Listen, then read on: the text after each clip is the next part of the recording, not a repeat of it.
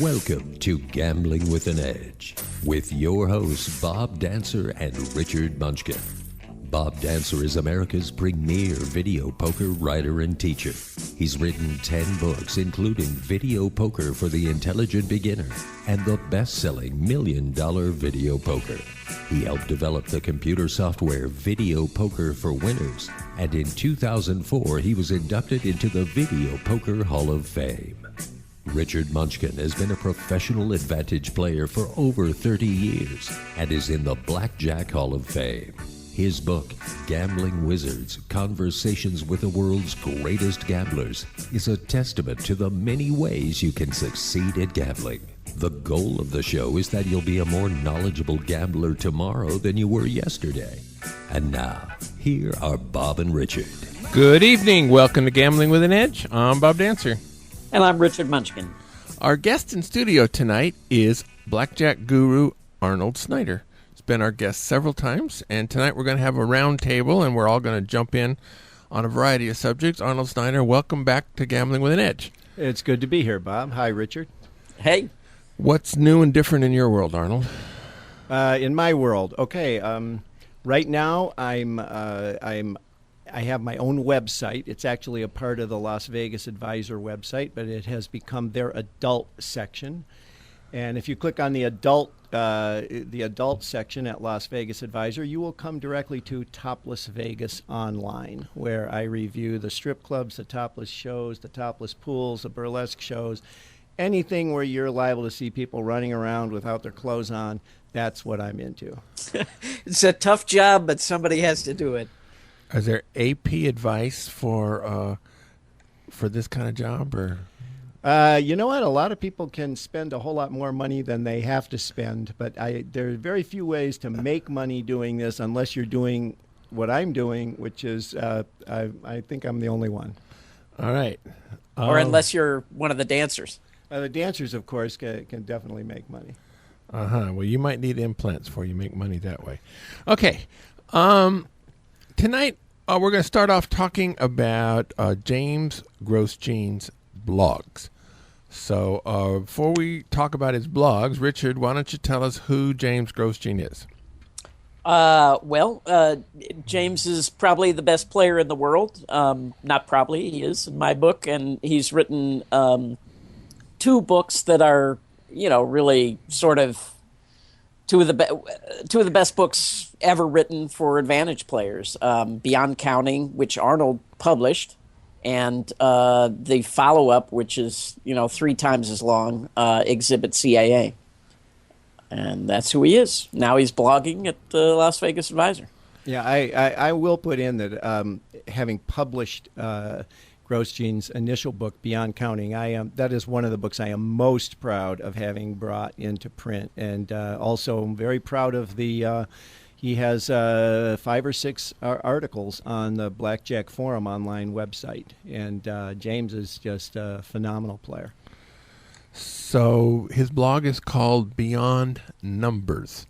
So in the past, the last 2 items on there, we're going to talk about tonight, and we're going to start. One had to do with what is your biggest win of all time? So gamblers are regularly asked by people, how much was your biggest win? So Richard, why don't you start us off? What was the blog about, and take it to wherever you take it? Well, the blog was about exactly that. I guess Anthony Curtis, that I suspect it was Anthony Curtis, asked him, what his biggest win was, and to write about it. And I get asked that question a lot, mostly by civilians,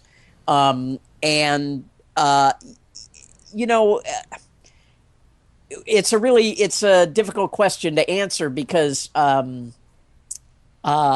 story that I usually tell people is that one time my brother and I went to a casino in Busan, Korea.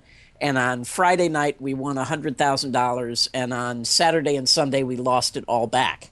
And so everybody asked, that's why the didn't kind you? Of story that people want to hear. Why didn't you fly home Saturday noon? That's what they ask you too. The what? Why didn't you fly home Saturday noon?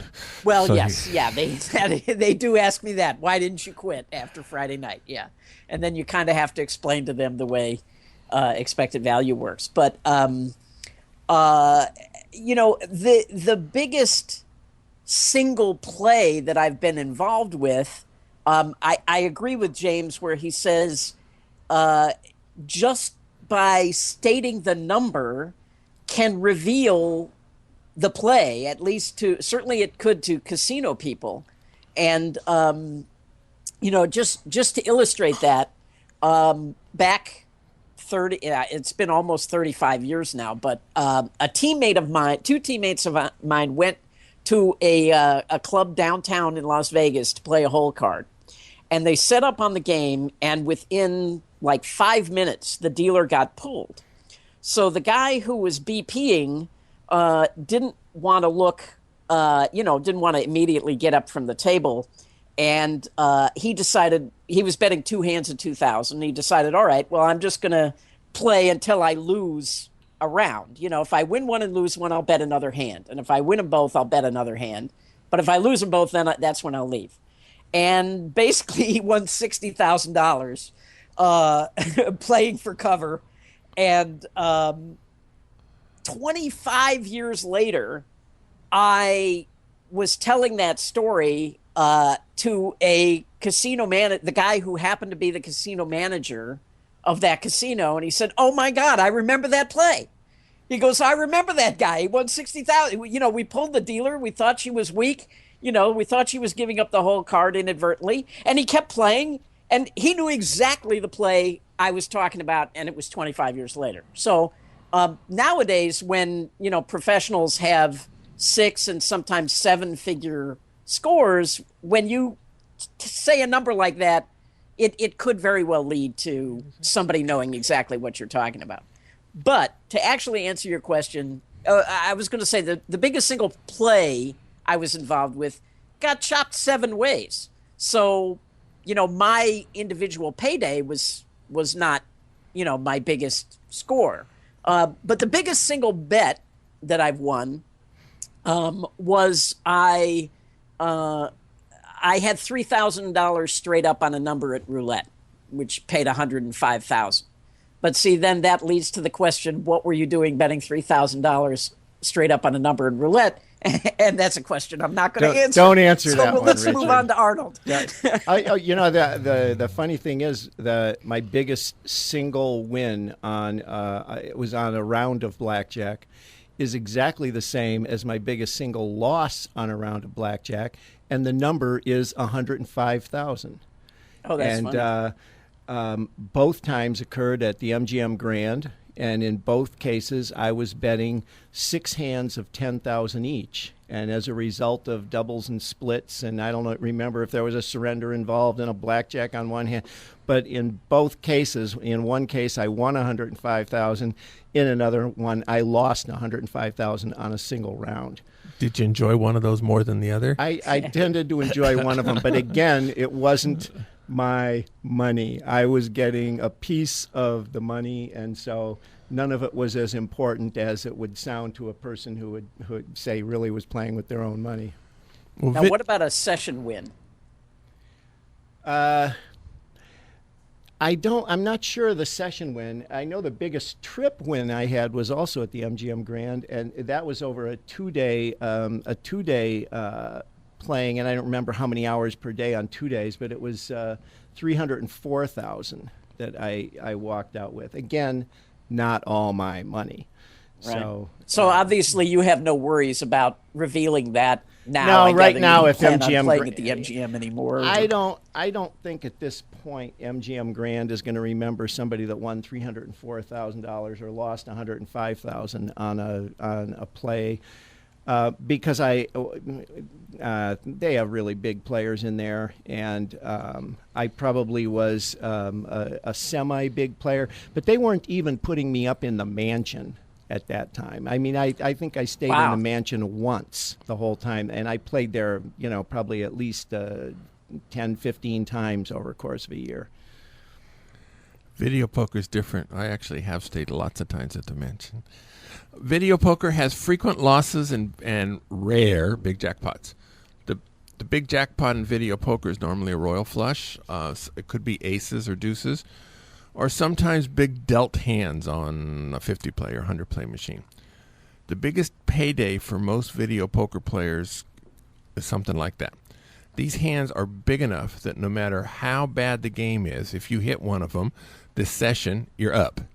So people remember them. Now, in my classes, I get newbies to video poker frequently, sometimes newbies to gambling.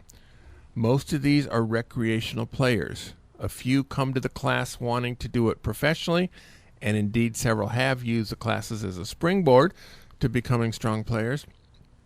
But most lose interest when they find out how hard it is to get really good. I used to regularly ask them what game they were playing and why they were playing that game when they tell me about their most recent royal flush. The answer came back, well, they know they shouldn't have been playing that game, but they hit the royal and they're really happy about it. They just don't accept the basic ground rule that if you're not the favorite, you shouldn't be playing. So I stopped asking those questions. The people aren't there. The people are there to learn how to play a bit better. They're not there to be judged as a pro, and so they shouldn't be held accountable to pro standards. For me personally, I wrote a book about my biggest win. I was playing $25 machine, hit a $100,000 jackpot royal, and half hour later, Shirley, my wife at the time, hit a royal on a $100 machine for $400,000, with me coaching her on every hand. And she wanted to leave big time, but I wouldn't let her. That was my biggest payday by a factor of about 2 to 1. On that particular day, we had an advantage of about 0.8%. It really depends on how you calculate it, which is why we were playing. But there was considerable luck. Each royal is a 40,000 to 1 shot on each hand, and we hit 2 of them on the biggest machines we'd played in about 1,000 hands on that particular day. I personally wrote about that night, not because I thought I was such a hotshot player, while I do have an ego and believe that I was a competent professional player and hard work put me in position to win. Those particular royals came at the end of a 6-month period where gold kept pouring out of all my orifices. I could do no wrong. And that, my friend, is luck, not skill. I wrote about it because other people were willing to treat those royals as credible evidence that I was an expert.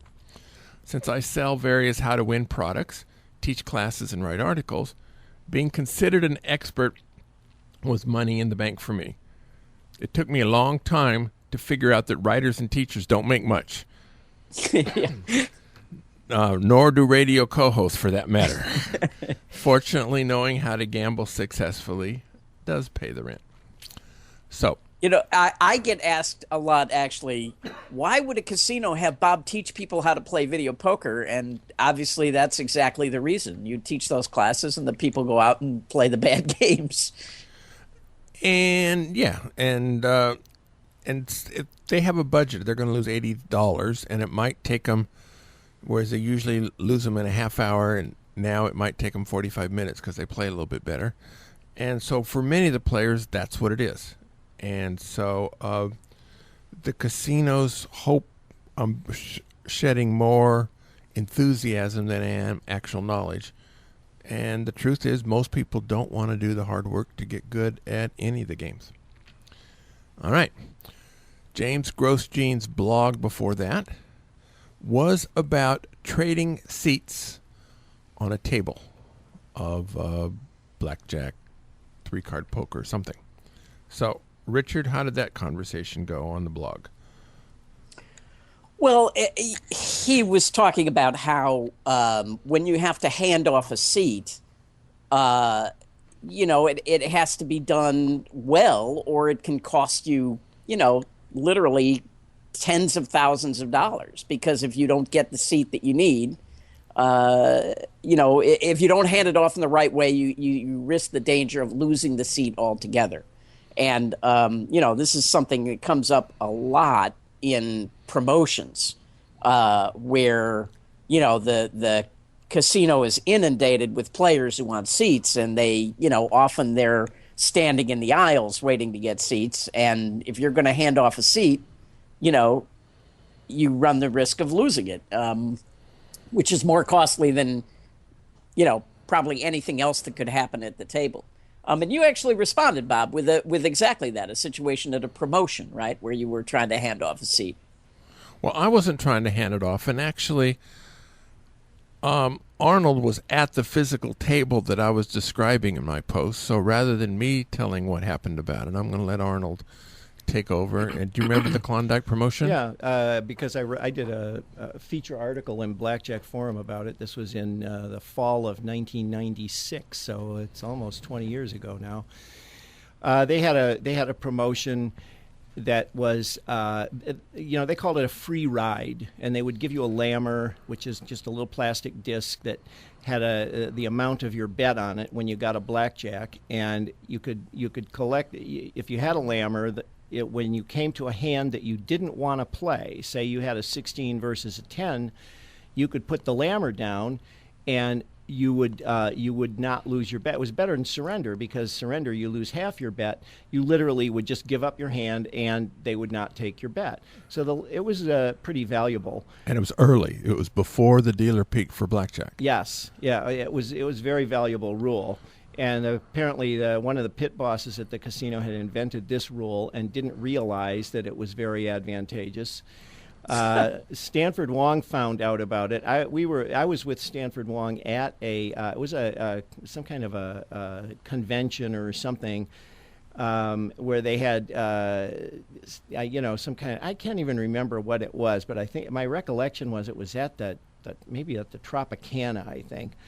And he gave a talk, and he mentioned this free ride rule, and said that it would be very he's going to go analyze it. And I called him the next morning and said, "Did you analyze it?" And he said, "Yeah, it looks like you should just use early surrender strategy, or maybe it was late surrender. I think it was early surrender strategy.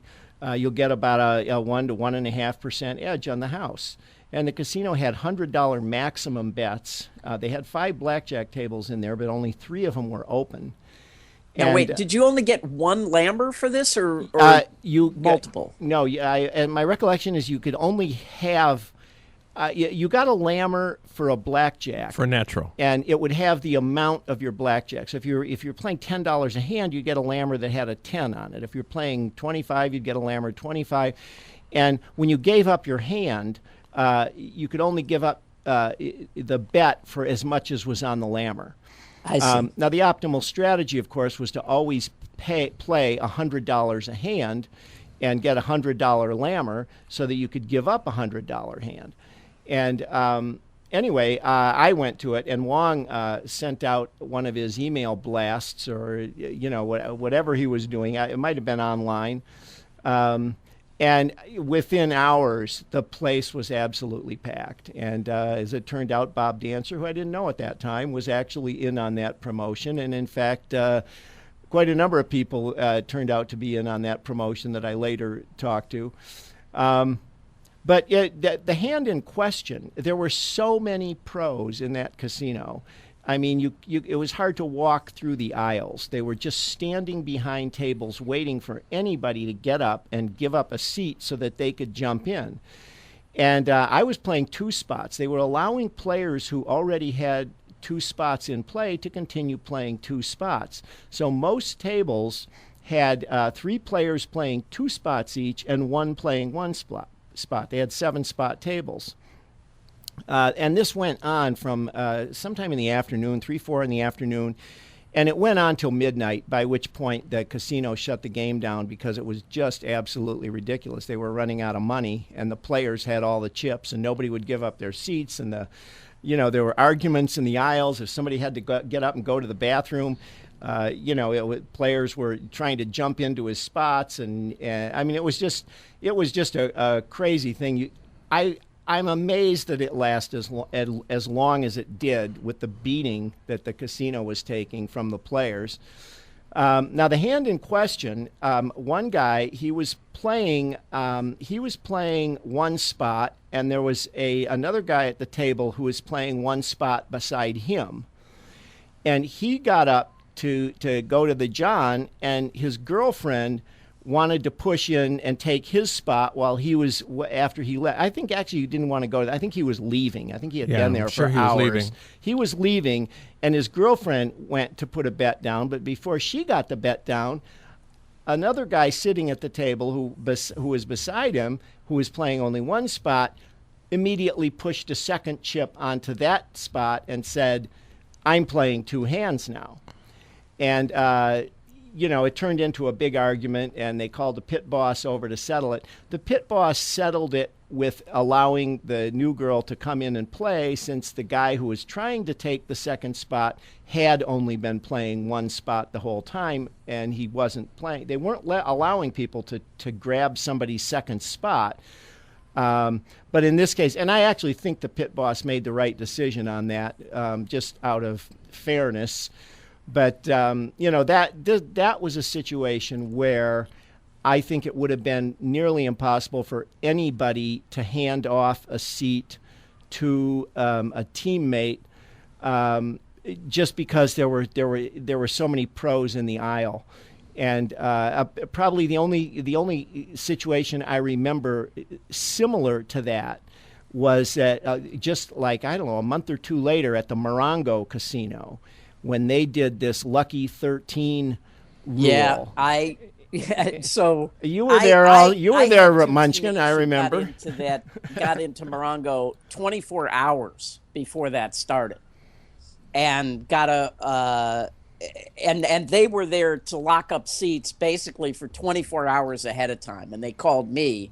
And I drove out the next morning. It was supposed to start at 5:00 in the afternoon on Friday the 13th. And they were going to pay 3-2 on any natural 13. And I forget, it was going to be a 6% edge or an 8% edge. It was a good enough edge that I knew one player flew in from Hawaii. And actually, that was the one who called me 24 hours ahead of time. Okay. Yeah. Now that one, there were literally pros in the aisles going up to civilians at the table and offering to buy their seats. I'll give you $100 if I can have your seat. I don't know what the highest amount anybody had to offer, but the promotion was worth so much. There were literally players trying to buy seats from civilians that had no idea what why, or I remember at about 4:00 in the afternoon, I saw one of the pit bosses come up to another pit boss and say, "I just had a phone call in the pit, a guy asking me what's the closest airport he can fly into to get here." And as that was it was clue? approaching the time for the promotion, you could see the color draining out of the faces of the pit people. I mean, they looked really worried. And then they ended up calling off the the promotion before it even started. That was sad. That was sad. And what was really bad about it was, I mean, I had played there for like 8 hours or something, just holding a seat. On a terrible game. In a game where you had to pay $1 commission per hand to play. Yes. So, yeah, it was really bad. I have visions of that where I remember Stanford Wong screaming at the pit boss that he couldn't do this. And, of course, the pit boss did. Yeah. But pretty much everybody it looked like the blackjack ball. I mean, everybody that you ever heard of was there, Al Francesco came down from San Francisco. I mean, everybody was there. But back to the Klondike where you were passing off seats, and Arnold said he didn't see any way to pass off a seat. I think in that particular case, assuming the guy and he was wanted to pass it off to a girl, could have said, "I need to go to the bathroom. My girlfriend can play with my money." And then he goes into the bathroom and she's playing. And then when he gets back, he says, "I just got a phone call. I got to go.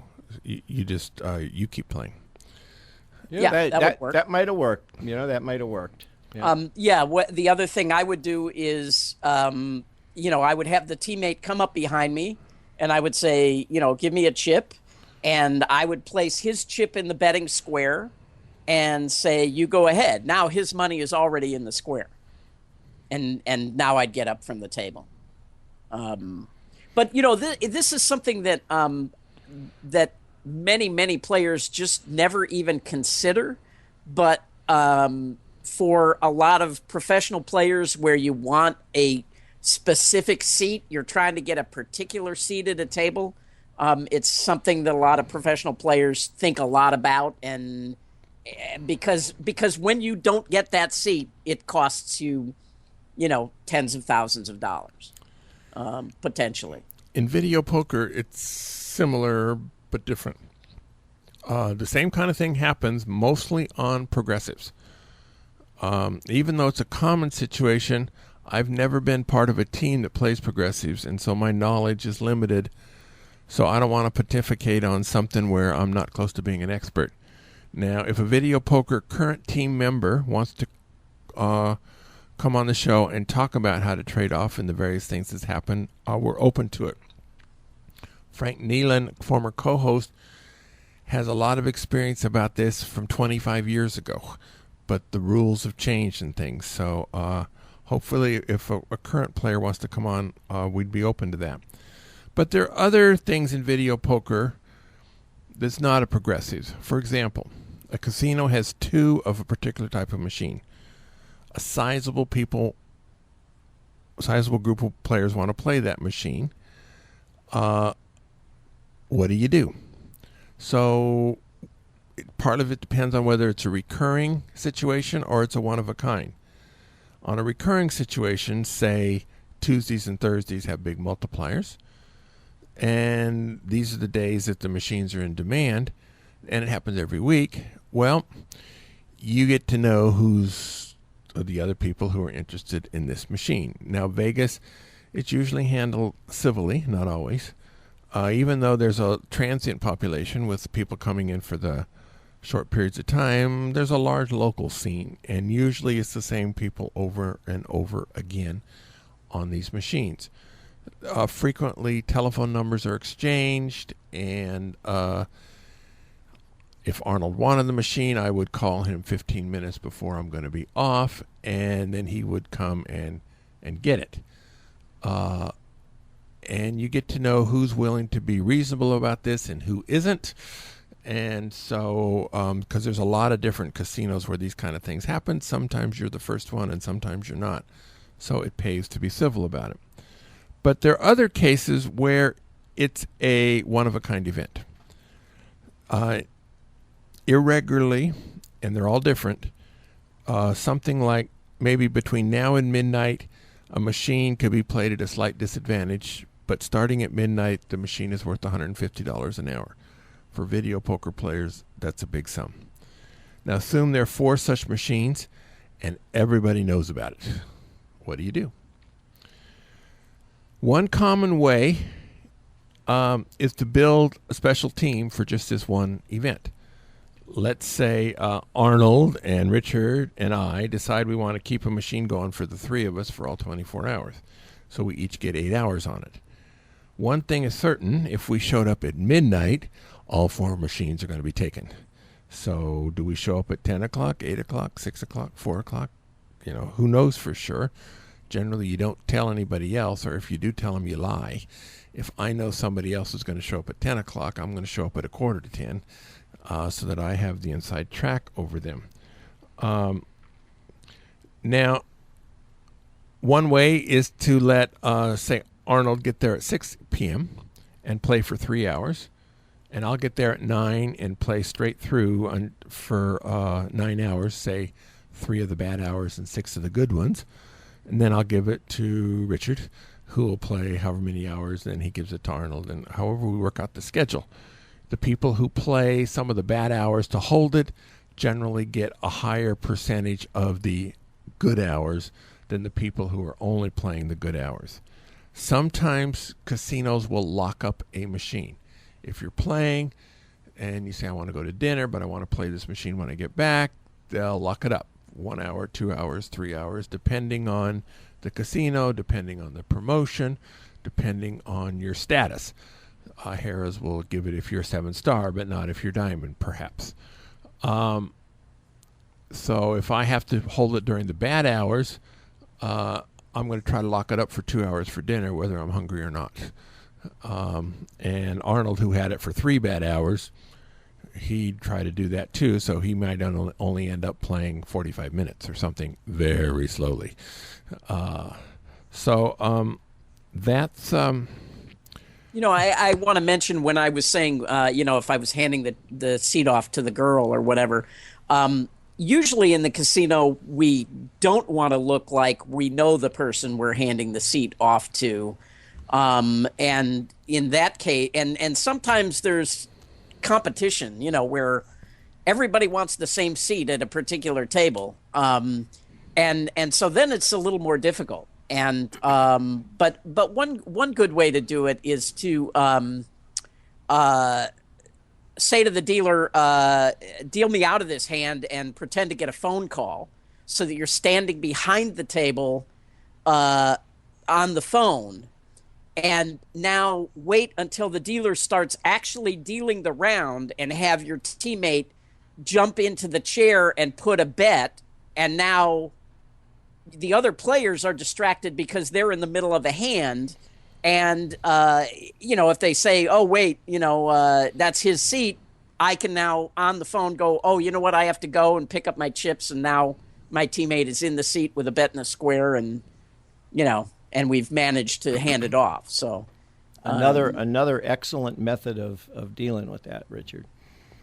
All right, good. So those are, let's change the subject a little bit. Those are, we've been talking about topics brought up by James Grosjean's blog, Beyond Numbers. 3 weeks ago on this show, you mentioned an app for a smartphone that gave you some interesting information with respect to being stopped by police. We've gotten several emails to gamblingwithanedge@gmail.com asking for the name of that app and what exactly it does. Richard. Oh, okay. So the app that I use is called Police Tape, and it's put out by the New Jersey ACLU. And so this particular app, basically, you turn it on and it starts recording both video and audio, but it blacks your screen, so it does not look like you're doing anything. And I carry my phone in my breast pocket, and the camera does ride over the edge of the pocket. So I could actually have the phone in my pocket and be recording video and audio. If you look at the phone, the screen is blacked, so it doesn't look like it's doing anything. It actually has a feature on it that automatically uploads the tape to some server in the cloud, so that even if they were to confiscate and erase your phone,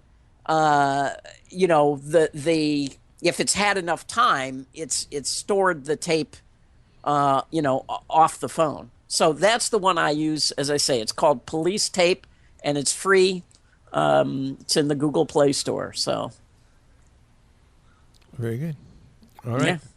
So that's on Android machines, or yeah, that's for Android. I don't know if they have it for iPhone or not. Probably, but all right, very good. Okay, just have to check it out. Yeah. There was a lady in Texas, actually lives in Vegas, but from Texas. Over the course of a number of years, she won $10 million in the lottery 4 separate times, something like that, and plus a whole bunches of minor jackpots. She won't talk to the press, and her last win was 3 or 4 years ago. But there's now some speculation that she was an advantage player. She has a PhD from Stanford. One source says it's math, one source says it's statistics, and source says it's education. So I don't know where it was from or what it was, but it was from Stanford, so she's not a dummy. Now, apparently the first win kind of came as an accident. She played just. Well, we don't know that.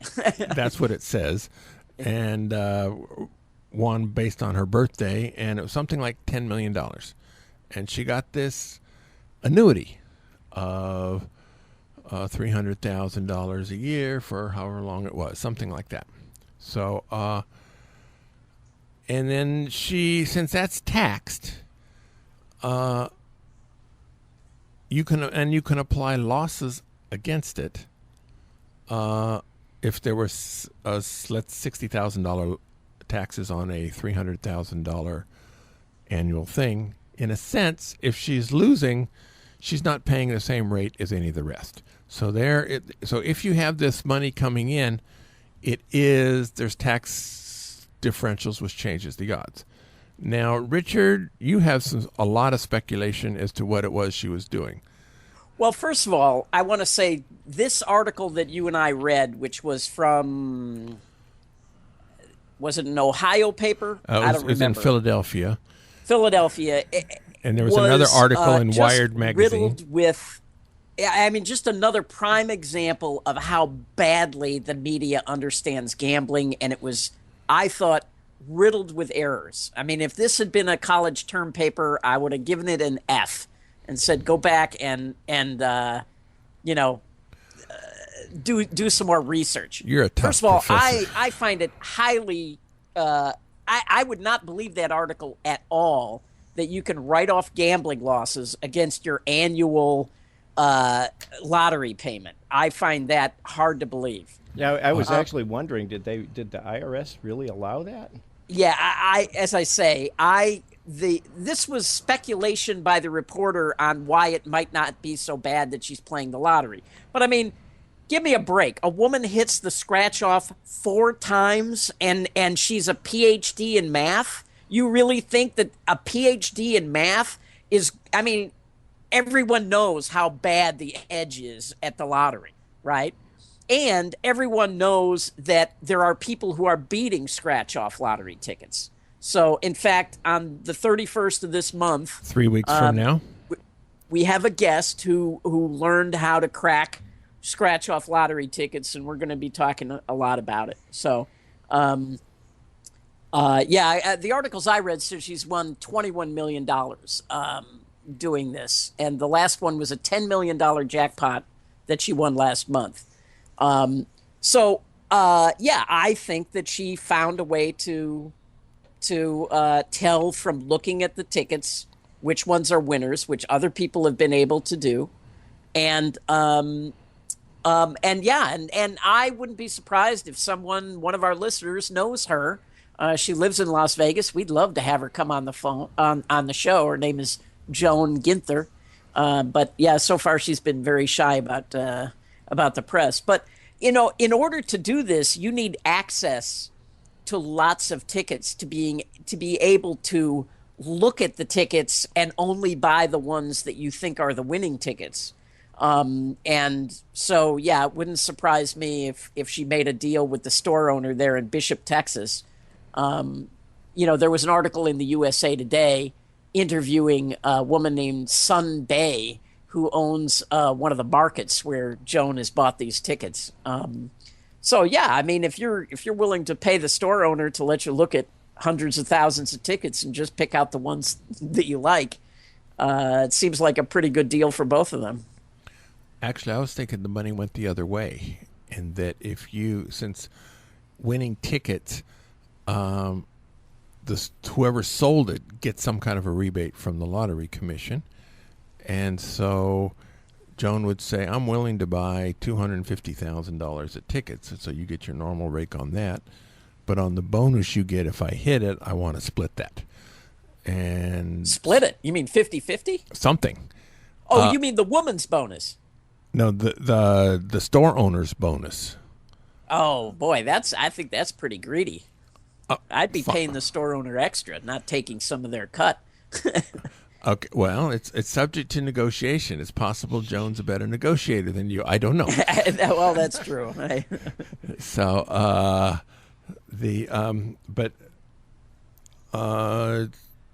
it's possible she was able to look at them before she could she had to buy. So she Well, could, if you for people who want to do their homework before our show with our guest on the 31st, his name is Mohad, and he's got an Indian last name. But if you just Google Mohad Lottery Wired, there's an article in Wired magazine about how he cracked the code. And with the initial game that he started looking at, he could look at the outside of a ticket and with 90% accuracy know whether it was a winning ticket or not. And then the games got a little bit more sophisticated, and his accuracy was down to 70%. That's terrible. So now there was also a pretty well-known team from MIT that was doing this. And so, here you have two known people who found a way to do this, and you have a PhD in math who's won the lottery 4 times. It's not a great leap to say maybe she figured it out as well. Yes. I would But I guess it's very difficult to design these scratch-off games in a way that, is truly random. Now, Richard, is there I'm not really familiar. I haven't read any of these articles. Is this a matter of looking at the ticket in some way? And in other words, a scratch-off means there is a number on there underneath the whatever garbage they put on there to cover it up.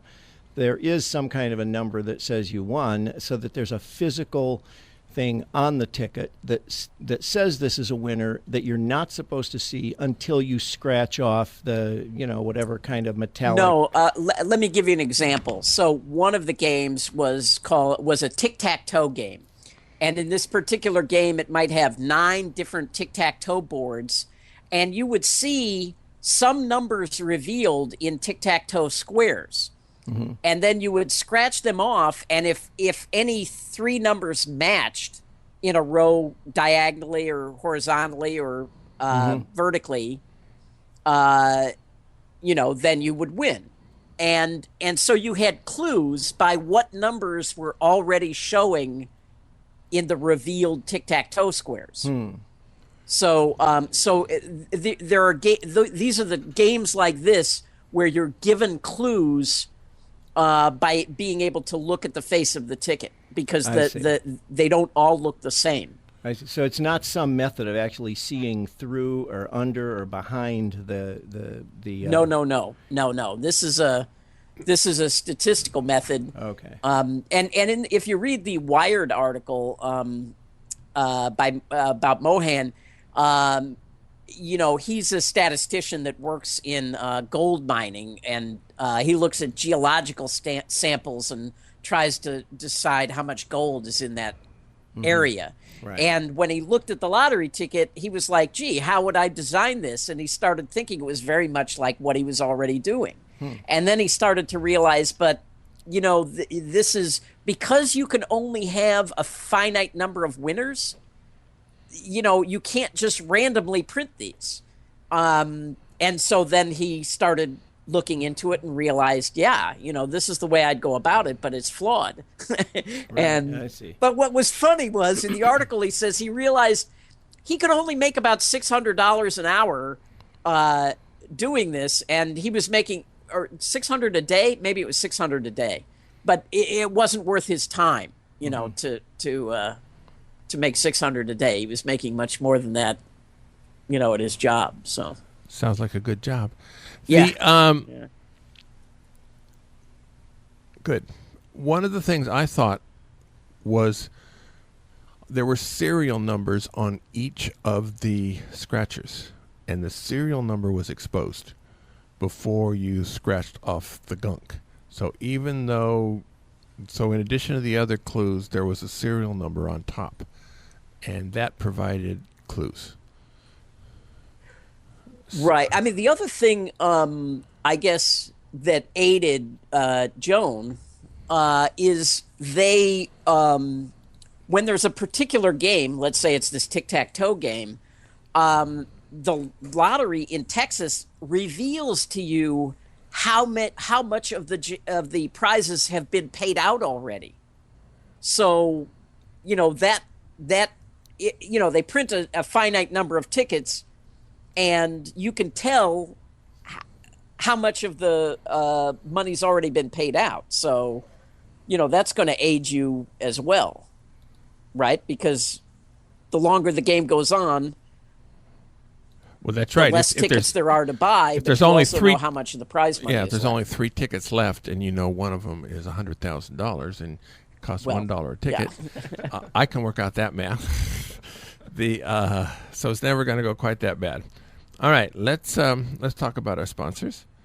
The South Point has more than 10,000 video poker games, returning more than 100%. That's more than anybody else has. July is half price gas card month. Normally for 8,333 points, you get $25 in cash or free play. That is a 0.3% rate. For points earned and redeemed in July, you get a $50 gas card for those same 8,333. Limit 10 cards per person for the month. So if you consider the gas cards the same as cash, this is a form of double points up to your first $83,000 for the month, which is more than most people play. Thursdays has free slot tournaments for seniors. I think you have to be 45 to be a senior. Hope I never get that old. First entry is free. You can earn 2 more for a moderate amount of play. $1,500 first prize, $3,500 total prize pool. At the Palms, they have a 7 p.m. drawing each Friday in June. You need to swipe before 6:45, but you do not need to be there for the drawing, so long as you pick up your prize prior to midnight. Each week, $10,000 is given away to 15 winners. The good news is you don't have to be there. The bad news is that if somebody doesn't show up, that prize is forfeited and doesn't go to anybody else. You earn 5 times entries Friday, Saturday, 8 to midnight, 2 times entries Sunday and Tuesdays. Play for points Monday through Friday. For the next full week, the primary prize is Bed, Bath, and Beyond gift cards. You can earn up to $190 per day. Of course, if you want 5 weeks worth, if you wanted to earn, is that $850, I guess, all on one day and go cash $190 each day, you can do that. The rate for earning the cards is 0.25% for video poker players, 2% for slot players, and you keep the points. Beginning all 4 Wednesdays in August at the Palms, I will be teaching video poker classes. I haven't taught at the Palms for more than a decade. It's just 4 weeks. We're going to teach 9-6 jacks and then 400% games, 10-7 double bonus, 10-6 double-double, and full pay deuces wild. The classes are free, start at noon. Everybody at least 21 is welcome. They'll be in the lounge, which is right next door to the valet parking entrance. At videopoker.com, that remains the best place to practice a wide variety of games, including quick quads, Ultimate X, Extra Draw Frenzy Poker, Hyper Bonus Poker, etc. Often these are the best games in the house, and you need to practice to make sure you do well. They have a weekly contest there. This week, the contest is 100 play quick quads. This game is a lot of fun. 100 play reduces the variances significantly.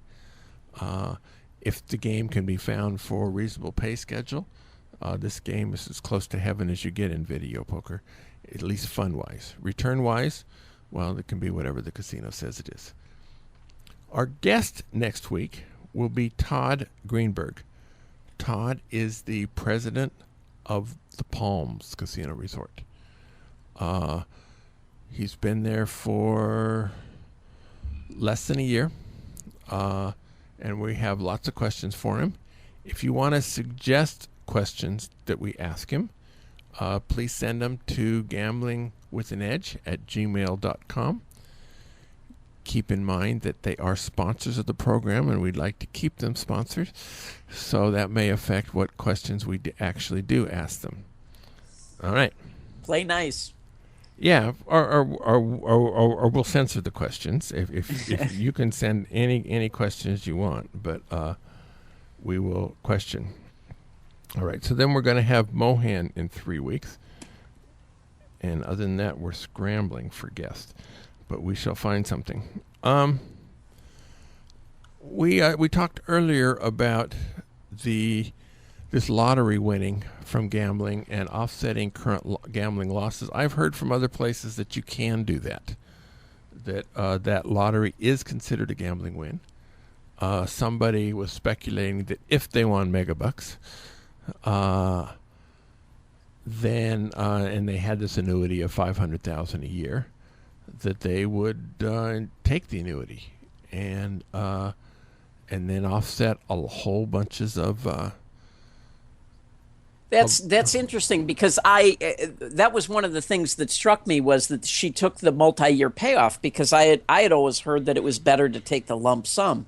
But if you can write off gambling losses against it, then yeah, I guess it would be better to take a 20-year payout. I'm surprised the IRS allows that, because it seems all they would have to do is say, well, that gambling win was last year. You can write off your wins, your losses against wins on what on a per year basis. But it's almost like them allowing you to use like the kind of averaging that they do with a regular business. But that money does come in once a year, so I don't know. Apparently, I would. Now I'm not likely to win megabucks. Yeah. But I would get.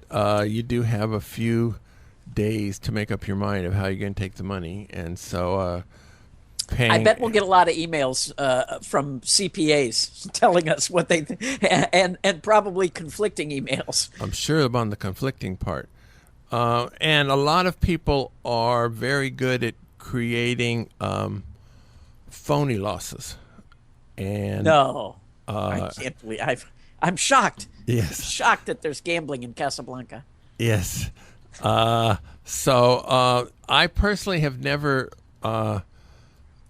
been real pleased with that, simply because I'm kind of a high-profile guy, and I don't want to be caught. If you cheat on your taxes on $100 a year, $300 or $1,000, the IRS doesn't have a lot of an incentive to come and invest a lot of resources to come and get you. If you're cheating on the order of $300,000 a year, they might decide to look at it a little bit closer. So, all right, we got about 1 minute left. Arnold and Richard, what do we got? Richard, you go first. All right. So, you're still you're back in Texas, getting ready to do your movie? Actually, no, I'm back in California. I'll be going back to Texas in a couple of weeks. So we got pushed to August. So. All right. So we do still have 3 shows in the bag that we've already taped.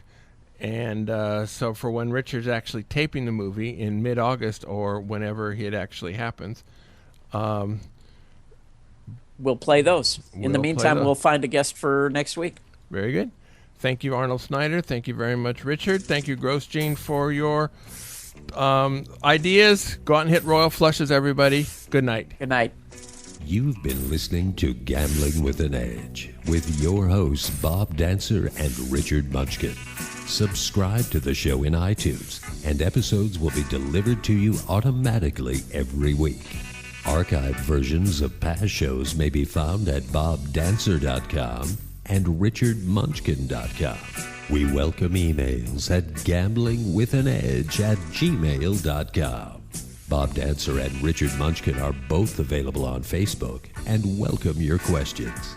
The sponsors for the show are the South Point Hotel, Casino and Spa, the M Resort, the Palms Casino Resort, and the website videopoker.com. Join us again next week for another Gambling with an Edge.